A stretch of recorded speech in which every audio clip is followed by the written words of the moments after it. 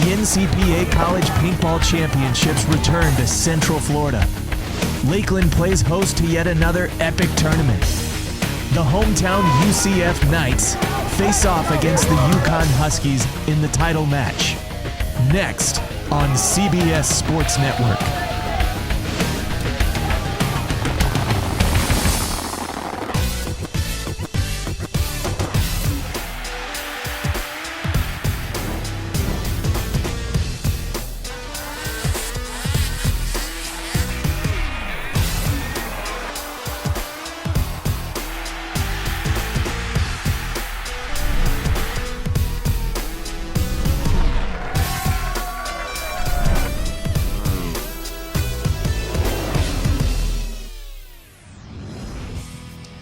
Welcome to the 2014 National Collegiate Paintball Association Championships. We're here at Central Florida Paintball in Lakeland, Florida. Matty Marshall alongside Todd Martinez, the two teams that are about to throw down right now. University of Connecticut Huskies, Todd, they're taking on University of Central Florida Knights. Talk to me about how the Central Florida Knights got to this spot.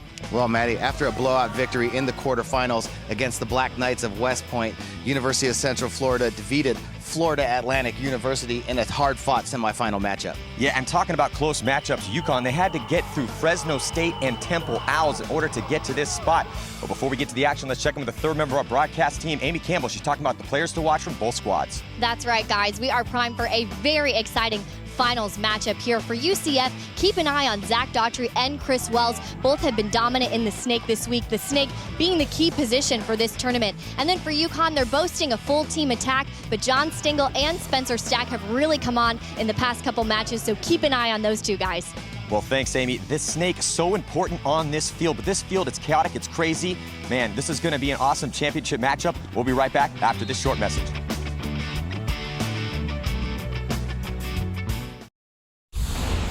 The NCPA College Paintball National Championship on CBS Sports Network is being brought to you by Empire Paintball. Get out and play. And by Dye, the choice of champions. All right, well, let's check a little bit of basic information about how the game of paintball actually works. Very simple. Points start with 5 players from each team trying to grab the flag at the center of the field and hanging on their opponent's start station. Now, if a player is hit by a paintball that breaks, they are eliminated from that point and they must leave the field. If the player commits a foul, like failing to leave the field when they are hit, then they will serve a penalty in the penalty box, 1 minute for minor penalties and 2 minutes for majors. A team that feels that they're going to lose a point can save game time by surrendering, which immediately stops the game clock and gives the point to their opponent. The match is split into 2 10-minute halves, with teams continuing to play points until game time expires. And the team that scores the most points within the game time wins the game. This is a fast and aggressive field layout with options all over the field. The field is comprised of 3 zones. You have the gray zone, the yellow zone, and the oh-so-important red zone. The gray zone is where most of the players are going to start, especially the back and the mid players. In that zone, it's the farthest away from your opponents, and you're relatively safe. But paintball is all about moving up the field. You have to push aggressively up the field, spread the field out wide, and get those oh-so-important angles so you can get those kills. The yellow zone, that's the launching pad. Players get into the yellow zone to try to get into the red zone. The red zone, that is what this field is all about. This field was made for speed. Now also, must keep in mind, 2 crucial sides of the field, the snake and the Dorito side. Now on the snake, this snake is funneled for action. You look at the inside part of that snake, that is where players are going to try to get to, the 50-yard line, right at the center of the field. They're going to try to get those cross-field shots, and there's been lots of action on the D side too. What an amazing field layout for the NCPA Championships. Can't wait to see the action begin on this crazy field layout. So Todd, 2 minutes before the start of the first point here, so many different options out there. You yourself, one of the best paintball coaches in the world. What are the options for these teams out there on this crazy field layout?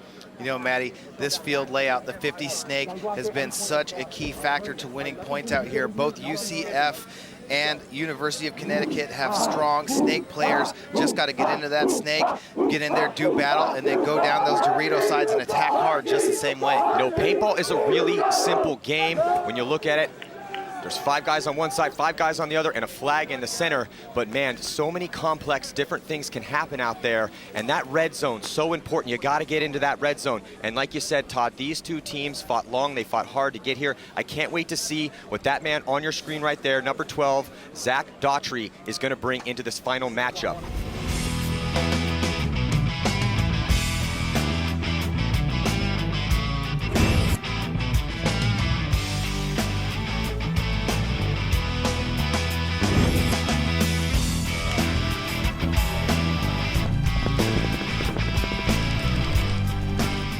Welcome back. Let's head back down the field, get into this action here. UConn had a lot of success in the semifinals, going really hard, running and gunning down that Dorito side. I fully expect them to use that to their advantage early here against UCF, but UCF also getting a lot of good play in the semifinal matchups out of their Dorito side players. So it's going to be an interesting matchup here, and Daughtry all the way to the snake, right away into that 50, taking control. Oh, so Daughtry right to the 50-yard line, and he starts stacking up kills from that bunker. 1 for him, 2 for him. There's 2 more bodies he could shoot on that side. I think he might get a shot on the back corner bunker on the D side of the field. No, the D side's still alive, but looks like UConn losing another player on that side. So like we were talking about, Todd, Zach Daughtry doing work over here past the 50-yard line. 2 bodies remaining for UConn. They switch their guns towards Daughtry. Zach Daughtry right away getting that 3rd kill off the Dorito side. Just 2 bodies left alive for UConn over there in the Dorito side corner and in the snake side temple. Daughtry wraps around the outside of the snake, gets himself a 4th kill out of that snake side temple. What a way to come out fast and aggressive for the University of Central Florida. The Knights, they sent Daughtry down the snake side, just cleaning house. And you're gonna see this time and time again throughout this match. That's what paintball is all about. Paintball is about pushing up the field. You can see here in the replay, Daughtry doing work from that 50-yard line as he goes past the 50-yard line and starts looking cross field. You see his gun is towards the inside to the other side of the field. And you see Stingle there for UConn taking a couple in his side because he was focused on the other side. You gotta keep your head on a swivel. You cannot get tunnel vision in the game of paintball. You have to be able to take all the variables in front of you, process that information, and then make aggressive moves forward or back, depending on what's going on. Yeah, and on this field layout out here, once you get into that 50 snake, lots of good shots across the field right away. Zach Daughtry getting into that 50 and taking advantage of UConn in the middle in the open.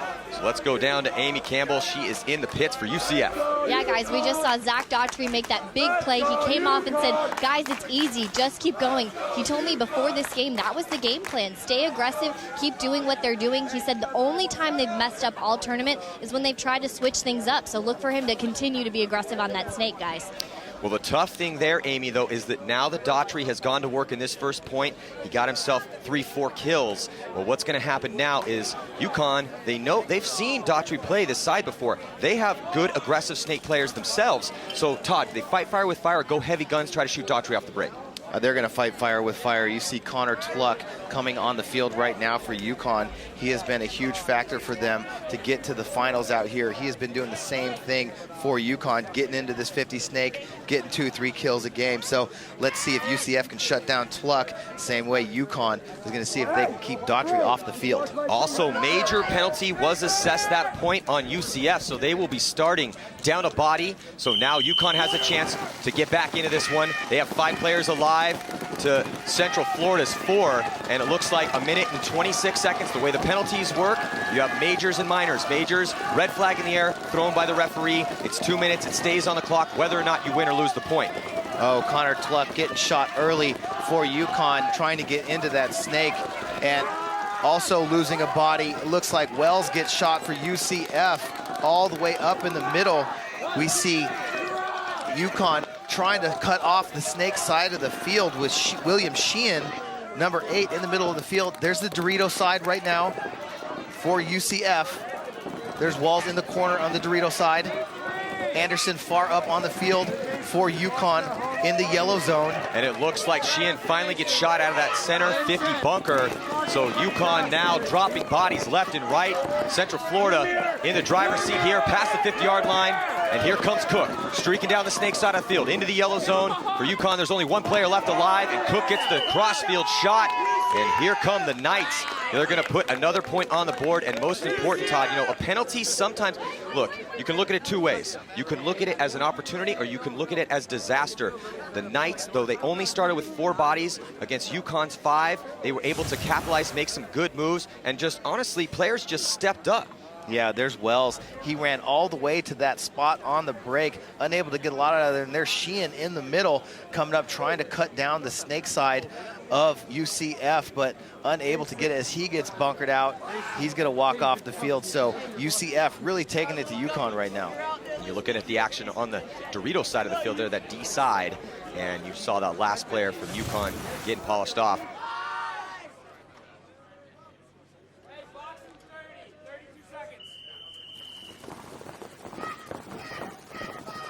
the center for UConn. You're looking at Tluck. That's Tluck in the yellow zone. And then now we're looking at Central Florida on the D side. And look at this push coming from UConn. Big moves on the D side of the field into the yellow zone. They have their full complement of players pretty much past the gray zone, and they're looking to attack. They need to score a point here to bring this one a little bit closer. They're down 2 right now, pushing aggressive, Todd. Yeah, and here comes Zach Daughtry once again into the snake. A lot of players bottled up in the middle for UConn right now as they're going to lose Sheehan in the middle of the field. Daughtry getting ready to go to work, coming into that 50 snake, gets one, gets another. And then he gets taken out himself, though. Looked like Stingle coming off. So Daughtry did his work, though. He did what he was supposed to do. If you're a front player, if you're a 1, you need to get up the field as quick as possible, shoot as many bodies, and then if you get shot, no big deal, as long as you take 2 or 3 with you. Here comes Central Florida. Big move down that D side of the field. And Central Florida just refusing to let any of that momentum get onto UConn's side, and just masterful work so far here. UConn really needs to pick it up. 7 minutes and 14 seconds remain in this first half. Look at this replay. There is Zach Daughtry making his move up to the 50-yard line snake. He gets that cross-field shot, and you watch the paint explode. And you see these players, most of the time they get shot when they're not looking. Other way they could get shot is in straight-up head-up gunfights. And you look at that awesome move. So it's a 1-2 punch here. That's how the game of paintball is played. So the push came from Daughtry on the snake side, and then as soon as that happened, boom, Central Florida makes a move on the D side of the field to finish out that point.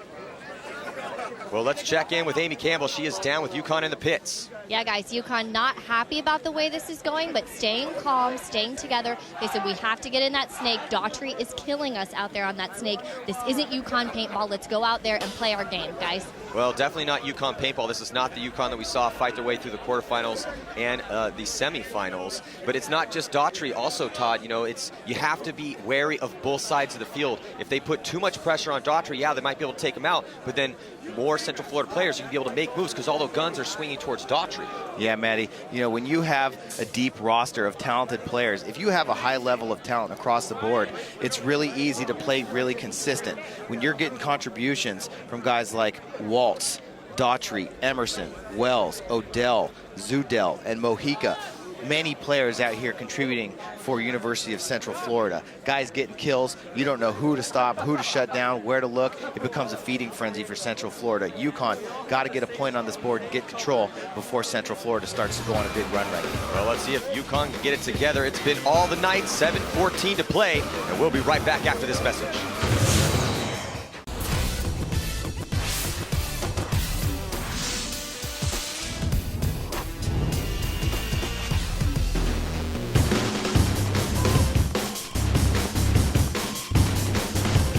Now, Corey, we're here for the NCPA, but you guys are here for a different reason. Tell us what's going on with that.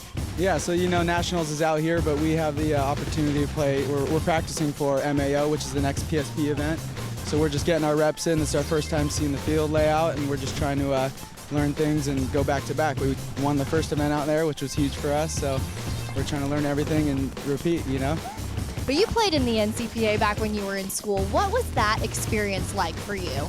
It was really great because it gave the opportunity for a lot of people at college that had never played paintball to get involved, and it also gave opportunity for people that had played paintball before to kind of get a competitive feel again and kind of play a college sport, and it was really fun.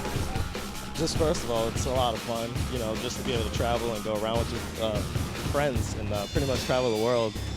I mean, it's a different style of life. It takes a lot out. Our weekends, we don't have really weekends because most of the time we're here playing, get ready for the tournaments. How much time do you put into something like this? Usually we get like at least a month before the events, and we take each weekend. We'll play both days each weekend, and we'll get prepared and ready to go. How is the game different at the pro level than at the college level?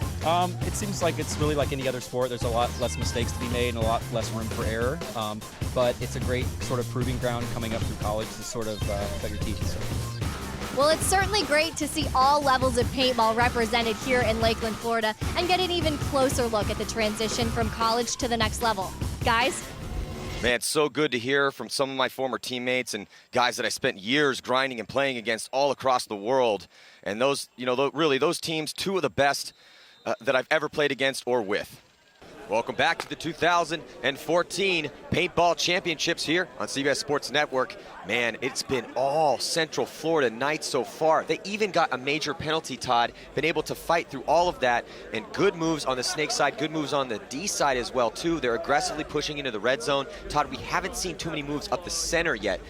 Let's break it down for everyone at home. How does that come out and work into these game plans? Well, it's a safe run when you're coming up the center of the field, as long as the players that are running out wide to the corners aren't shooting back up the middle. I think when you have such a strong snake attack from a team like UCF, we've seen UConn try and go up the middle right away and get those kills coming out to the snake side, but just unable to shoot the bodies of UCF as they come out to the snake. So it's kind of like a feast or famine situation. If you run up there and you get those kills, it's going to be awesome. But if you don't and the players make it out wide on you, you could be in trouble in the middle of the field, as we've seen so far from UConn. And it's hard to stay alive off the break. There's no bunker by the starting station, and these guns are shooting 12 balls a second. And so lots of paintballs flying in the air here. We see Wells try to make it off the break into the yellow zone in the snake. He gets shot. His back guy dies as well. So two players coming off for Central Florida on this snake side. This is UConn's chance right here. They still have their full complement of 5 players. Most of them are stuck in that gray zone. Here comes the attack now. UConn making their move past the yellow zone into the red zone. 50-yard line snake bunker. And now going to try to get that crossfield shot on the back corner bunker, and he does. Nice job here by UConn. I think that's Stingle.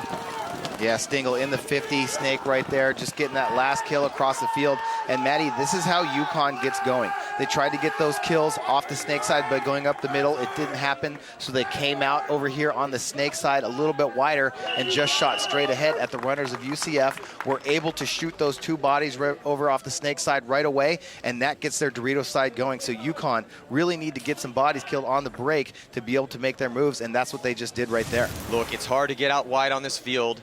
Because, again, these guns are shooting 12 balls a second, 300 feet per second, each one of those shots. And look at this. Look at Stingle. He knows exactly what he needs to do. He's played this spot a bunch in the tournament. Now you're looking at the other side of the field. There is one of the last players left alive. Yeah, actually wheeling and dealing out of there for Central Florida, but still not able to do it. And finally, UConn gets on the board to make this a 2-point match. 6 minutes and 23 seconds remain in this first half.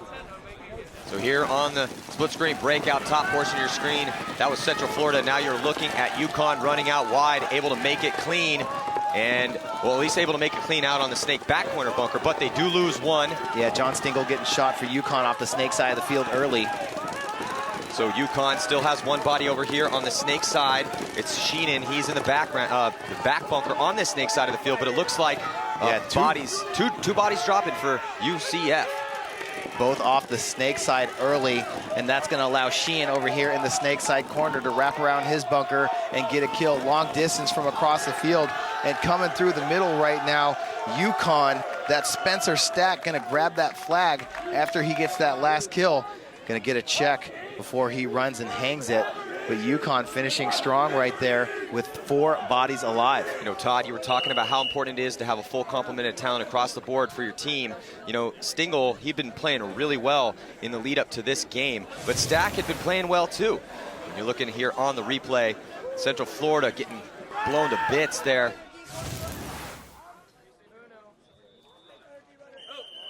On the breakout here, one player going to get pulled really quickly for UCF for starting early. Yeah, you cannot start before that starting whistle. So it's tough because you want to get a good break. You know, like we said before, it's easy to get shot off the break, so you want to get a good start. But leaving early, Central Florida, which is going to open the door for UConn to tie this game up. They have 2 players in the yellow zone. They're looking good and exerting a lot of pressure. In the game of paintball, you want to be shooting your gun, rolling your gun as much as possible while trying to stay alive and communicating with your teammates. So when you hear us talk about pressure, that's how much are they shooting their guns and how accurate are those shots. You want to keep accurate pressure. Look at this, though. The Knights get a player here into the center 50 here, the snake. So after 2 points of shooting the snake side on the break of UCF, UConn loses bodies early on the snake side. That allows Wells to get into the 50 snake over here for UCF. Has the whole snake to himself, but still 2 bodies left alive for UConn. But coming through the Dorito side, dropping the hammer right there. Yeah, he got all the way through into the yellow zone for UConn. Huge move was made. for the University of Florida, Central Florida. And the thing was, this is that 1-2 punch that we talk about, Todd. Wells gets into the snake. He gets to the 50-yard line. The guns shift. They start shooting towards them. They have to address and deal with Wells and the snake. And then all of a sudden, boom, that big move happens on the D side of the field. Yeah, here it is right here. There's the player on the snake side for UConn getting shot in the face and coming off. There's Wells in the snake. He's going to wrap around and really put the pressure from that 50 snake coming onto UConn's side of the field. And here comes that run all the way down, getting the first one, coming hunting for the second one, and gonna trade out. So excellent move there down the Dorito side. And on the breakout, let's see if Central Florida can continue this push. Oh, looks like Daughtry gets shot pretty much off the break as soon as he gets to his spot, but they still have 4 more players alive for the Knights. On the flip side, UConn, we're looking over the backs of UConn now, looking at Florida again here, Central Florida on the D side of the field in that yellow zone now in the snake with UConn. UConn, good field position right here. It's Tulloch. Tulloch has played this spot very well all tournament long. He's one of the reasons they were able to get this far. But Todd, like you said, UConn has a lot of players that can contribute, but they're starting to get shot out of their bunkers. Yeah, and Connor Tulloch here in the 50. You know, UConn, again, doing a good job shooting Zach Daughtry on the break. That's twice now that they've got him on the break. Tulloch over here in the 50 snake, but bodies running all over the place for Central Florida down the Dorito side. Tulloch unable to do anything about it, just not enough time. The UConn teammates of his over there on the Dorito side not buying him enough time to get kills off that Dorito side before they start charging down the field and shooting out all the UConn players over there. Well, you know, Todd, Tulloch he did his job. He got into the red zone. He got to the 50-yard line. You're looking at the break here, replay. And that's Daughtry in that spot, and Daughtry catches one. Daughtry, one of the stars for this team. And you're looking at the D-side run through here. Ooh, a slip and a fall, but he still was able to make that move. Got to make it count. It's Odell. Boom, look at that. He keeps his balance. He makes the shot count, moving into UConn's yellow zone there. So, man, the Knights, they definitely came to play this final matchup with their A game as they go up now by 3 points. The score is 5-2, 3 minutes and 30 seconds remain. Let's check in with Amy Campbell. She is down on the sidelines and in the pits. Yeah, guys, I'm over here with UConn, and they are keeping it calm, keeping it composed. Connor Tulloch just came off and said, guys, stop trying to win this all by yourself. We have to play as a team. That's the only way we're going to be successful. So hopefully they can stop trying to win the whole thing by themselves, guys.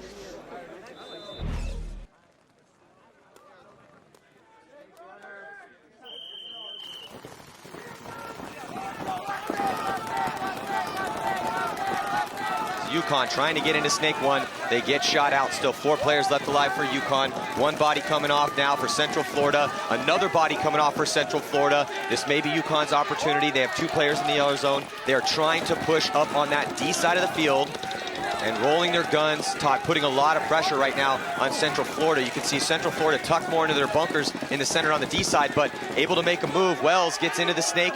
He's right to the center 50, but UConn's player knows he's there and he's shooting that lane. Yeah, Sheehan counters by coming across, and right away UConn recognizing he's got a lane, runs down the middle of the field and makes a bunker move in that center tower of UCF, and a major gonna be thrown on Central Florida. Just 1 body left alive over here. It's Wells in the 50 snake, looking at 2 UConn players coming up through the middle right now. Spencer Stack creeping on Wells, and Stack gonna get the drop in before Wells can pick him up. So Sheehan doing a good job for UConn, staying alive on the snake side and allowing his Dorito players to come down the field and open this game up and keep UConn's hopes alive.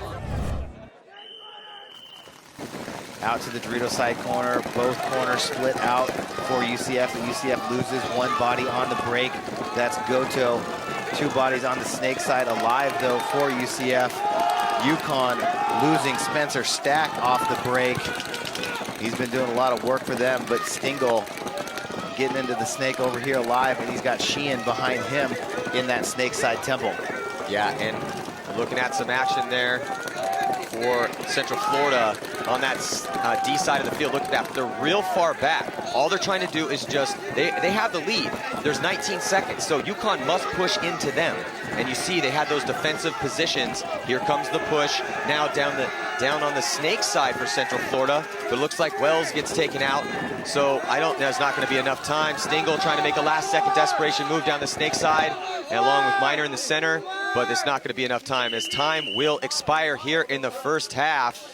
And so our score heading into the second half is going to be 6-3. A little too late on that push from UConn, Todd.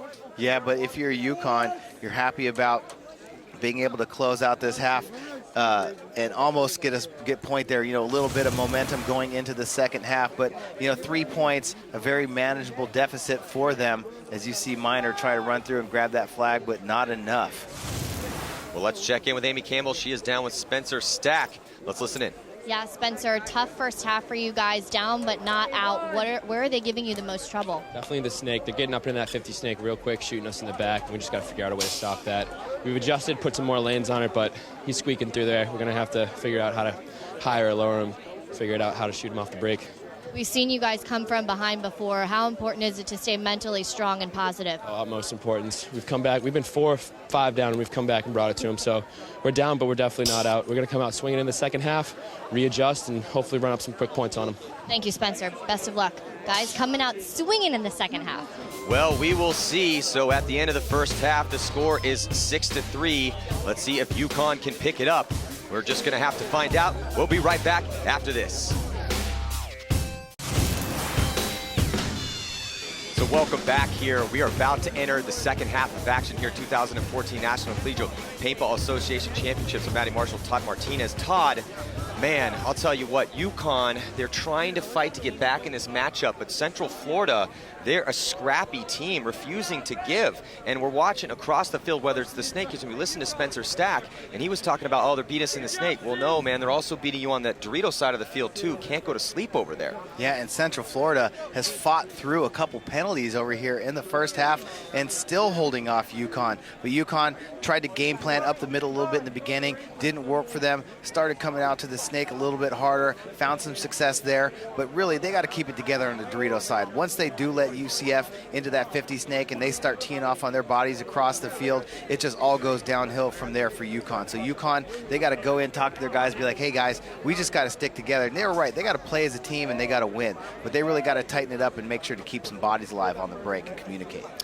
Communication, such an important part of this game. Well, let's check in with Amy. She's down with Central Florida Knights. What do you got for us, Amy? Yeah, guys, they're staying confident over here. They're feeling good. They said the best thing that's working for them is their off-the-break shooting. They've been able to get guys off the break and then capitalize on that by making the smart moves. They're just going to stay confident, keep doing what they're doing, guys. Well, absolutely, man. Hey, if it's working, stick with it.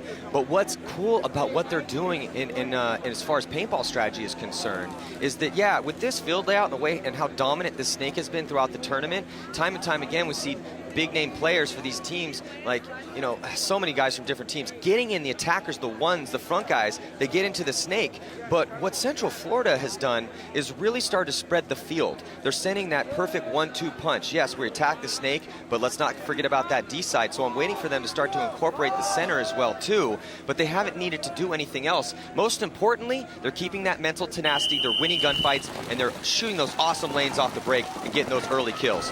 Oh, speaking of early kills, it looks like UConn might have finally turned the table. So these teams have now switched sides, and on your left-hand side is UConn, on your right-hand side, Central Florida Knights. Here comes the Knights pushing up on that D side of the field, Todd, just like I was talking about. Yeah, all the way to the 50 Dorito. Players from UConn looking heavy snake side on the break. UCF taking full advantage of that, running from the back corner all the way up to the 50 Dorito and getting elimination. Stack getting shot out of the snake. Stingle getting shot off that Dorito side. Here comes Zach Daughtry. He's going to slide into the 50 and see what kills he can get across the field. As Anderson also gets shot from UConn, he comes walking off. Looks like just Sheehan over here on the snake side of the field, looking at a lot of UCF players. UConn putting too much emphasis early on in this point on their lanes towards the snake, dropping the ball and allowing Central Florida to push down that D side of the field. They're now past the 50-yard line into the yellow zone for UConn and trying to take out the last player. There's nothing he can do. He's looking at Daughtry and 3 other bodies for Central Florida. The Knights just handling business here, and they are going to go up yet another point. UConn going to blow that whistle and concede the point. So 8 minutes and 45 seconds. We had a chance to check in with the founder of the NCPA, Chris Rail, to talk about how much college paintball in this event has grown over the years. Check it out. Paintball started among a group of friends in 1981. These guys knew about these little pellet pistols that people use to mark cattle or trees, and they're like, wouldn't it be a great idea if we all just went out in the woods together and tried to capture some flags and shot each other the whole time? And that was the first time that 13 people got together and played paintball. So 33 years later, we've advanced from little pea guns that shoot one shot and you have to recock it to these guns here that shoot 12.5 balls a second in competitive play. When I first played college paintball, it was just a conference team. So we'd have 10 teams in a conference, you'd have 5-6 guys in a team. We'd go out, we'd play in the woods, have a good time, and that would be it. And then now we have 70 teams here down in Central Florida from all over the country, California and New Hampshire, playing our national championships. I wouldn't say intimidating, but it's a different experience knowing that there's no minors. But I'm the youngest one playing. Everyone's so friendly here. There's rarely any arguments or anything like that. It's just a very friendly group of guys, good friends, hanging on campus all the time. 15 years ago, if you asked your friend or told your friend, hey, I'm going to play some paintball, they'd be like, what do you mean ping pong? Now, 15 years later, it's on television, Community does an episode every year about it. It's pretty hard to talk to somebody and say that I'm going to go play some paintball and have them not know what you're talking about. So it's pretty familiar. I've been here, I'm a junior, so I've been here for a while. Every year it's bigger. Every year there's more vendors, there's more cameras, there's more, publicity for it, and it's, you see the change and it's exciting. Everyone is now my brother, and I don't know what I would do without them. I graduate in 20 days, and this event is going to be so emotional tomorrow. This is my last event. My last practice was last weekend, and I don't know what I'm going to do without them. If you can pick something up and point at something and shoot at something, you can go out and play paintball and have a great time. You've got to play with your friends, you can play with your parents, you can play with your kids, play with your family, and everybody's on a pretty equal playing field. You're not trying to tackle somebody, you're not getting physical with anybody, so it's a great fun time. It's very safe. No one really ever gets hurt unless you trip or something, so it's a great place to have some fun with the people you know.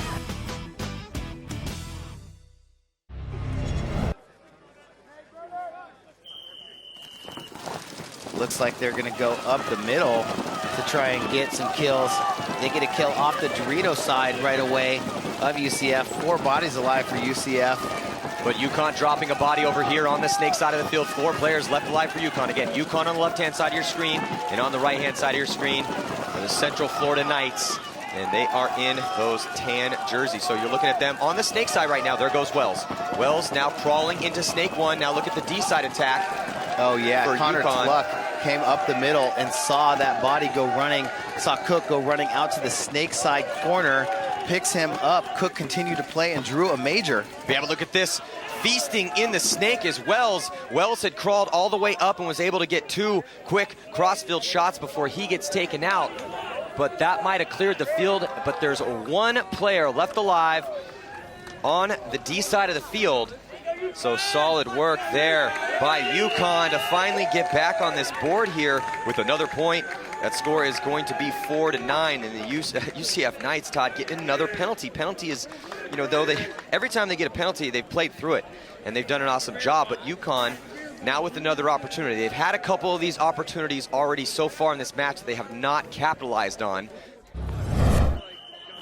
Unless some sort of magical paintball fairy comes down and starts, bringing some, 10 more guys for UConn to play with, it's going to be really hard, Todd, for them to get back in this match. There's only 4 minutes and 30 seconds left, and yes, this is a fast field out, but they're down a body on this Knights power play, and so they're going to have to score a series of consecutive points. So right now, what I would be doing, I would be putting all the bench players in right now, Todd, letting them get some spins and enjoy this championship that it looks like the Knights are going to be taking home in just a little bit. Oh, a little execution happens over here. Well, Central Florida getting bunkered out. Yo, Matty, it's never over until the final horn blows. But like you said a couple points ago, UConn just looking mentally defeated.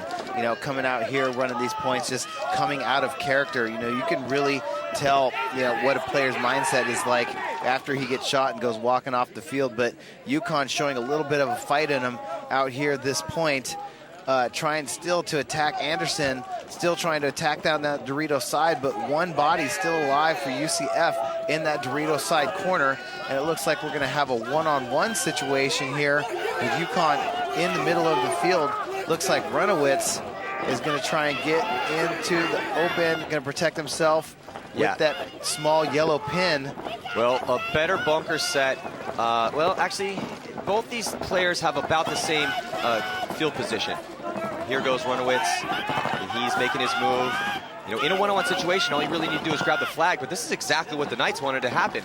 Okay, cool, one-on-one. Well, I'm just gonna, if I'm the Knight player in the back corner bunker, he doesn't really need to gunfight Weil out as much as he is, but he does, and he does get shot. So there's one more point that's gonna be put on the board for UConn, and they were able to run off most of that penalty. It looks like they're gonna be able to run that penalty off, but the problem is, you know, you're looking at about 2 minutes and 40 seconds by the time he hangs his flag, and that's just not going to be enough time to score as many points as they need. A little, too late. Here, you're looking at this run through for UConn. UConn definitely played aggressive here, and not wanting to go quietly, comes up, executes the snake player, and you see there's UCF, boom, gets his head blown to bits there, and you know, and then here comes the attack down on the D side of the field.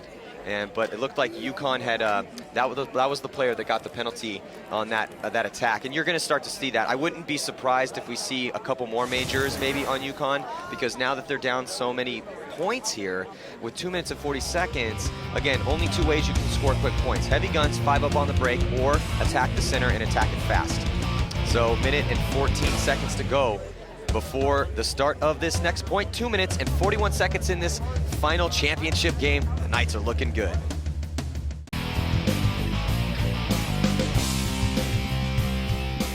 It's not just the college national championships that are here this weekend, but we have the high school national championships here, and this here is the winning team.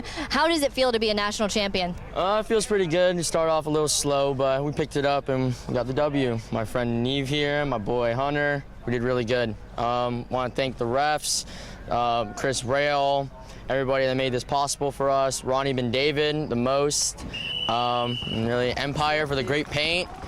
And that's it. And Central Florida Paintball, always hosting a great tournament series here. And yeah, that's really it. Congratulations on the victory. Here we go. Let's see what happens.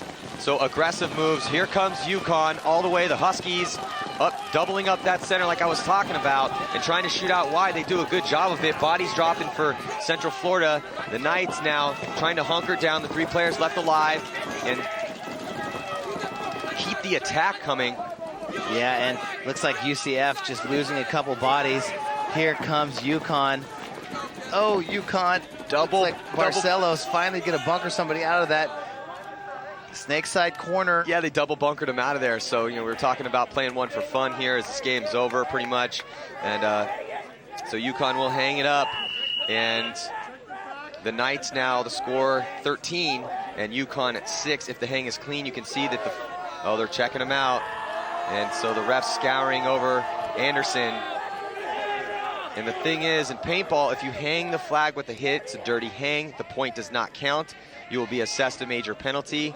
And no, it looks like thumbs up. So the thumbs up signals from the referees. That means the hang is clean and the point will be good. So that will be a point for UConn. And here comes the attack on the replay. 2 players for UConn taking Daughtry out and then double bunkering the last, and he turns around, he's like, really, was that necessary? Well, yeah, we're in the finals, and UConn's probably a little bit angry about the way that this game turned out.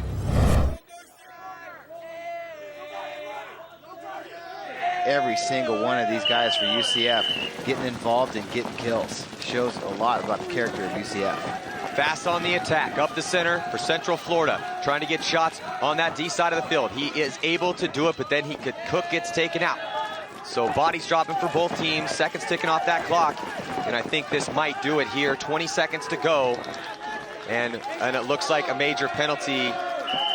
So anytime there's a major penalty within 90 seconds of the end of the game, that's an immediate point for the opposing team. And I believe that penalty was pretty chaotic out there, but I think that penalty was going to be on UConn.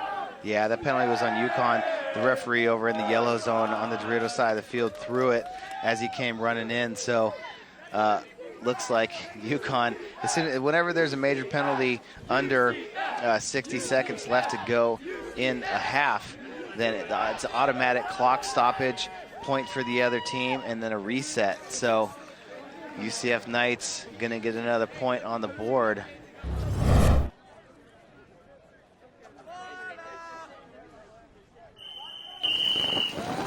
And here comes UConn charging up the field, guns blazing.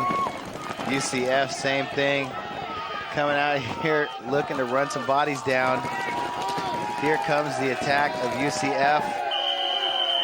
And that is gonna do it. UCF going out in a blaze of glory, earning this championship, running UConn players down, really making a statement. Yeah, as Zach Daughtry and one of his boys on the run through, Daughtry actually had no pack on. You know, you're only carrying your pack because you need the paintballs because the points can run long. And if you know you only have a couple seconds to play and you want to go and end this game with some thunder, with some momentum, wow. So such an amazing job by University of Central Florida Knights. Well, let's check in. She has Amy. She's down on the sidelines with the victorious Knights. Yeah, guys, I'm here with Ross Emerson. Very exciting win for you guys. How does it feel to be a national champion? Great. We came out here. We had to prove ourselves. It was our first year as a team. This is our first time playing single A, and we killed it. So it's exactly what we wanted. Feeling very pumped up. Very good showing throughout this weekend, throughout this tournament. How do you feel like you guys did all weekend? Honestly, we killed it. We put the most points on the board all day, all weekend. We got double points every time, and this is the best we could have hoped for. So congratulations. Lots of celebrating to do. Exactly. I got to do homework, actually, but I mean, you know. A true student athlete this man is, guys. Yeah, thanks, Amy. Well, the celebration has begun, and we're going to be right back after these messages. Don't go anywhere.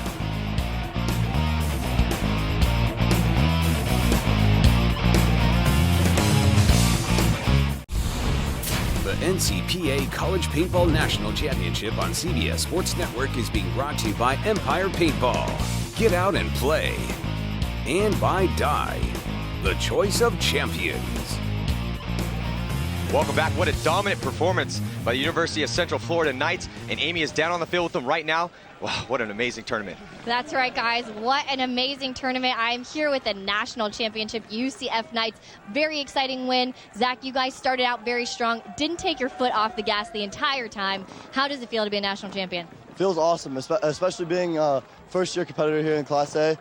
We just started building the club up over the summer. You know, had to push it through, get recognized with the school, become a sport club. You know, and it's been a lot of work in the background. So there's been a lot going into this. We've really tried hard. We got a solid squad of guys. It's been awesome. It's just an awesome feeling. And Coach, like he said, first time in this tournament here on your home field. How proud are you of your guys right now? Well, what's neat about this is I've known some of these guys since they were 14. They've grown up here playing paintball, and it's great to see them do well. And congratulations to all the teams that did good, but it's great to be on top. It really is. Right. A great bunch of people. Bunch of great guys. Well, you guys have a lot of celebrating to do, so congratulations to you guys. Back to you guys.